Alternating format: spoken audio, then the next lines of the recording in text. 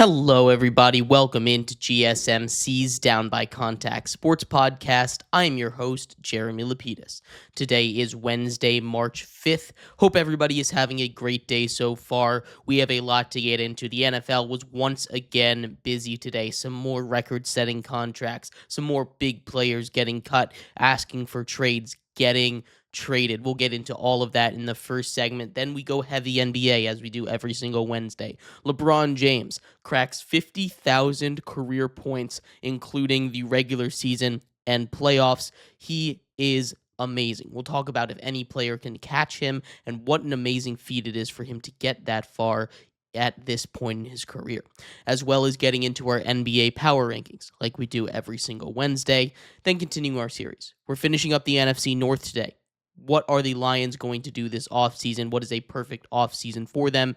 As well as starting the AL Central, turning our attention to the White Sox as baseball is right around the corner. But before we get into any of that, remember, if you would like to be an even bigger part of the show than you already are, all you need to do is go to gsmcpodcast.net. Or if you're on YouTube, you can use that super chat feature. If you do either of those two things, a message should pop up on the bottom of the screen for you, me, and everybody else around the world to see. If you do have a burning question about sports, anything at all that you would like to ask, go ahead and throw that in the comments. Throw it in the chat. I will get to it as soon as I possibly can. I appreciate everybody so much for sticking around, talking some sports with me here on a beautiful Wednesday, March 5th. But like I was saying, we are going to get into the NFL Roundup Part 2. Yesterday was a wild day in the NFL. Today, trying to top it. It has been one of those weeks, and we'll start off with a team that was busy. The Seattle Seahawks. The Seattle Seahawks were doing a lot today, especially in the wide receiver room. This is a Seattle Seahawks team that had arguably one of the strongest wide receiver rooms in all of the NFL. They had DK Metcalf, had Tyler Lockett, and of course they had JSN, who really stepped up last season and stepped up into really what was that wide receiver one role for them. And that irked a couple of their guys the wrong way, DK Metcalf especially. DK Metcalf requests a trade officially. Now, we kind of knew this was coming. This was something that was floated for a little while. They've been having discussions for the last couple weeks about this possibility, but it's official now. DK Metcalf, with 1 year left on his 3-year, $72 million contract, wants to go to a contender. He wants to go to a place that will win football games, which the Seattle Seahawks were the first team out of the playoffs last year. I don't think they were too far off if they just kept this core around and tried to build up that offensive line, but I digress here. He also wants a new contract. DK Metcalf at age 29 had a bit of a down season last year. He's someone that I think is still a top 15 receiver in the NFL, but he is someone that sometimes doesn't have his greatest games, sometimes will be a little bit of an issue on the field. He's very physical. He is an amazing talent, and there's a reason he's getting paid as much as he is, but a couple places that he could end up. Obviously, the Steelers, whenever a wide receiver hits the market, they're always there because they desperately need a steal. They desperately need a wide receiver to go opposite of George Pickens. They're also in the same vein. Whenever a wide receiver hits the market, you have questions about where they might go. The Patriots are always there. But one team that really sticks out to me for DK Metcalf, as he says, a contender, I think the Chargers are a really interesting one. You take DK Metcalf and you put him on that Los Angeles Chargers team, stays on the West Coast. It's also not in the same division, so that checks off 2 boxes for DK and 1 for the Seattle Seahawks, as they're not going to trade a talented receiver like that in their own division. It's also in the AFC, which checks off another one of those boxes. You can make the argument that the Chargers are contenders. I don't know how much better the Chargers really are than the Seahawks, but they did make the playoffs last year. They have a top 8 quarterback, top 7 quarterback in Justin Herbert on the roster.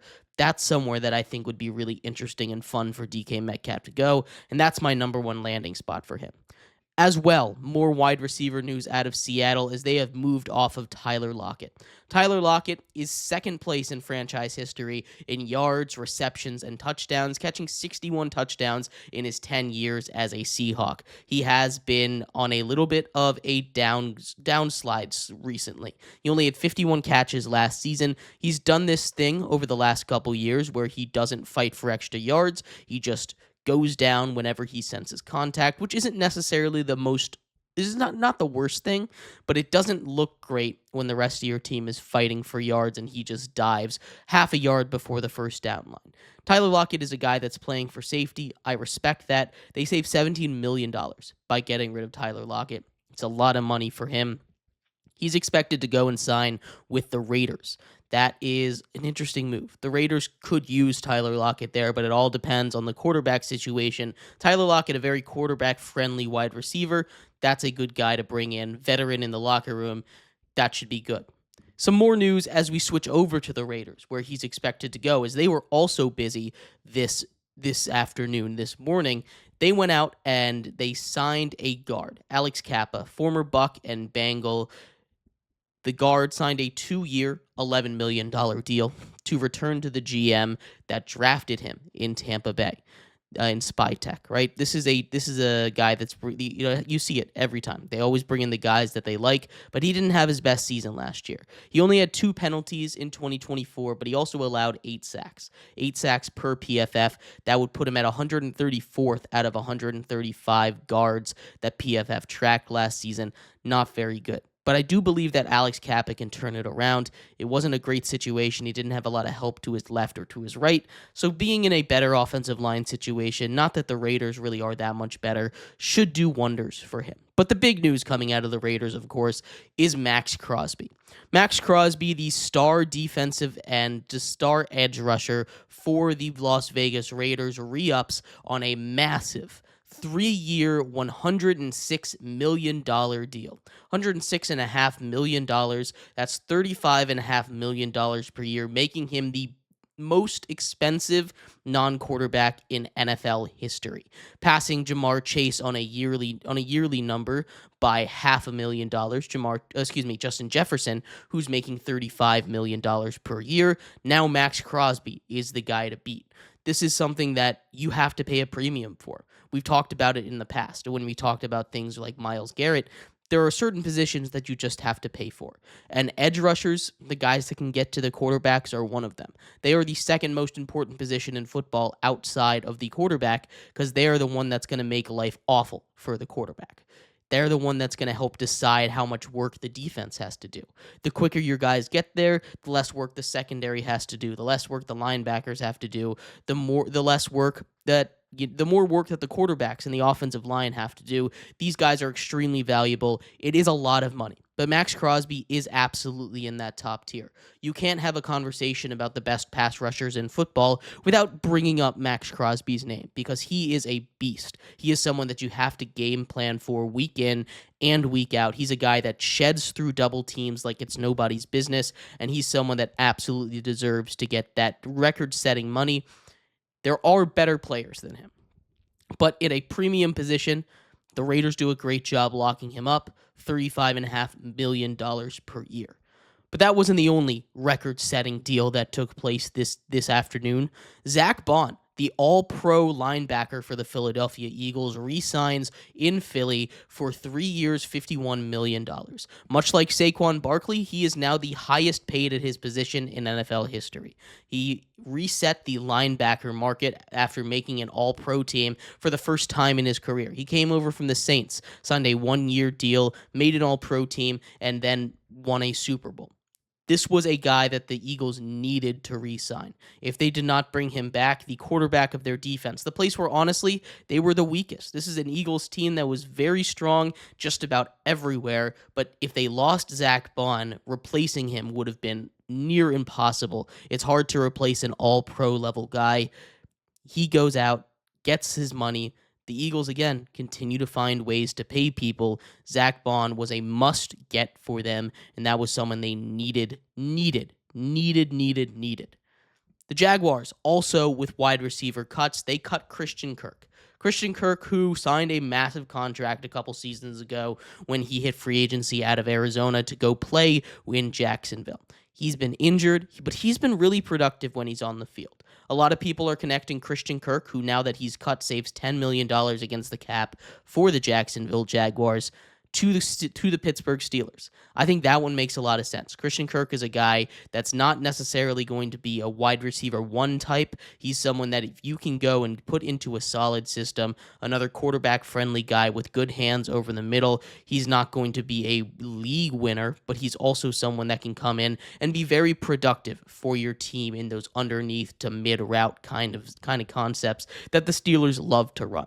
And the last big piece of news, the one that broke early this morning, the Bears are back at it. Yesterday, they traded for a guard.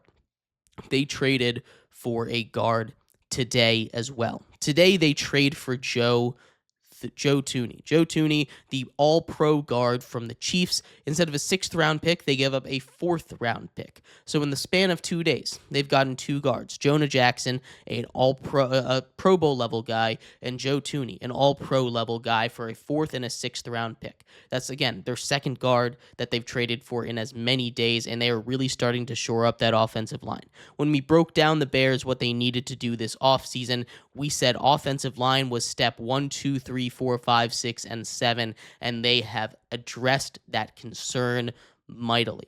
They still don't have a center. They have a solid right tackle. They have 3/5 of an offensive line. If they can get a guy like Will Campbell in the draft, that would be amazing. That would be their left tackle spot straight up. Then they still have a lot of money to spend in free agency, and you go get the best center available, whether that's Austin Corbett, whether that's the center coming from Indy, right? There are a lot of centers out there that would do wonders for this team. And right now, building 3/5 of an offensive line like that is going to do wonders for this team, wonders for Caleb Williams, who was sacked the 3rd most in NFL history. This is a great start to this new era and this new regime for the Chicago Bears. And if they keep building this lineup, if everything hits, this is a team that I could see making the playoff run next season. But I'd love to hear your thoughts. What did you think of any of these moves? Did you think Maxx Crosby was worth all of that money? It's a lot of money to give out. Did you think some of these guys would get cut? Do you think Zach Baun is worth that much money? And what about the trades for the Chicago Bears?